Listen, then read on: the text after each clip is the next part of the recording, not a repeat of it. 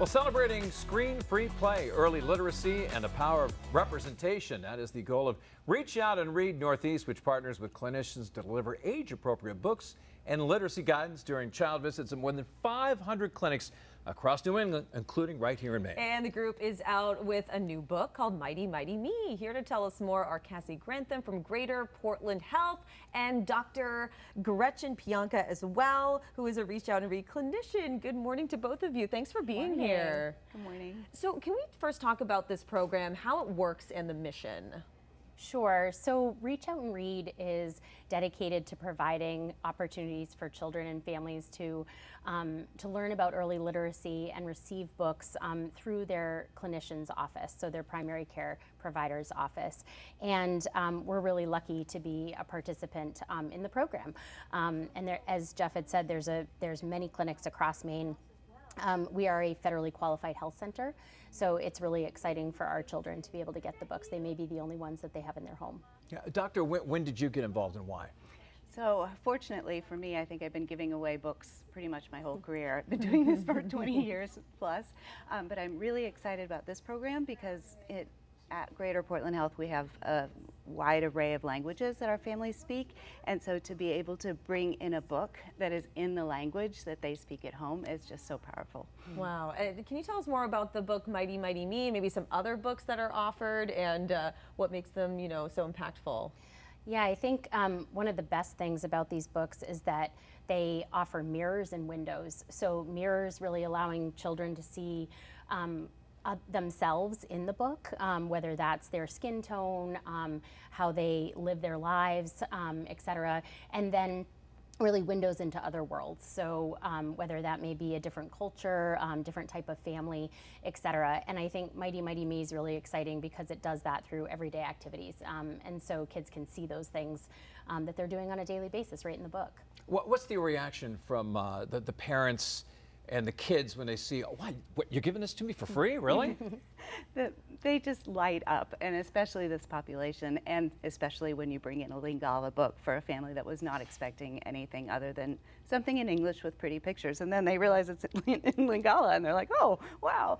So that bilingual part has just been super exciting, and the ability for the families to have something like that as a reminder to take time to do that one-on-one time that we keep recommending all the time, but especially when you're stressed and a lot of things are changing, and maybe you're going through a lot of changes with your family, it can be hard to maintain those routines. So providing a book, and then we kind of model making the cow sounds or whatever's in the book and remind the parents to engage with their kids in that way. So the book is available in 8 languages, is that correct? Yes. Yeah, yes. How impactful is that? Yeah, as Dr. Pianka said, it's just incredible.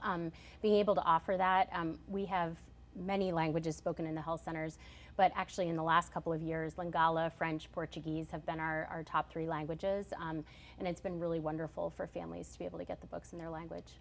We have so many iPads, televisions, iPhones, all the cell phones out there, computers. I mean, how important it is to get a book in front of somebody, has real words in front of it, and they put their screens down.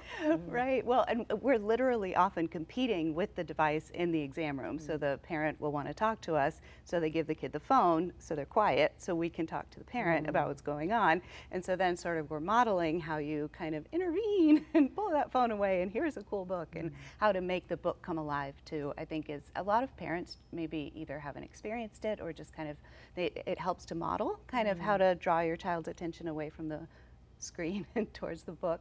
And I know a lot of families will think, but they're watching a educational show, or this must be teaching them something, but we do know, there's a relatively recent study that came out that showed that kids can't learn to read. We can learn from an audiobook by listening to it, but kids can't learn to read passively like that. They actually do much better with the paper and the words. Wow. And you were saying that for some families, this is maybe the only book? Yeah, I mean, absolutely. It's kind of shocking to hear. Yeah, I mean, immigrant families, especially coming in, new Mainers, may not have books that they've been able to travel with, right? So, so having these books available to them is wonderful.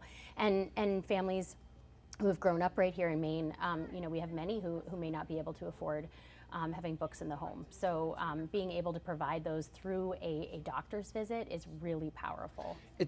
You know, Maine, geographically, we are all over the place, so the metropolitan areas and way out in the boonies. Is this available to everybody? So I think as long as you do all the steps to get signed up, you can hand out these books. So yeah, it should be. It'd be wonderful if, you know, I think family docs in rural areas can do this too. When I've worked in more rural parts of the state, you know, we've always had books. So even if it wasn't always the same organization giving them out, it's just a really important part, I think, of the well visits. Yeah, what do you see for the future of this programming? Do you hope to see it continue to expand? Yeah, absolutely. I think, you know, this program took over where Raising Readers left off, which was an early literacy program that was here in the state for over 20 years. And we were very, very grateful that Reach Out and Read stepped in when Raising Readers finished up, and we were able to continue being able to deliver books to kids at well visits. I hope that it continues to increase across the state. I think, you know, of course, funding is always an issue, and I hope that they'll continue to be able to grow that budget so they'll be able to increase the number of sites that they can offer the books at. You know, for a kid going to the doctor is sometimes scary. Does this kind of help that out too, to maybe ease the pain of going in to see you? Yeah, no, and if they're really anxious, I just read the book first. So let me get the book. We read the book and then start there, and so they connect with me in a different way. Sometimes they'll even come sit in my lap and like read the book, and it's just wonderful. It's a wonderful way to connect and say, I'm not a scary person, and then we leave the vaccines to the end. Yeah. Distract them a little bit. Have them read while you're giving the shot, right? Yeah. Is there a website where people can maybe learn more about the program? Yes, Reach Out and Read has a website, reachoutandread.org, and our website is greaterportlandhealth.org if folks are interested in a federally qualified health center. All right, ladies, thank you so much. Thank This you. is a really, really great program. Awesome program. Yeah.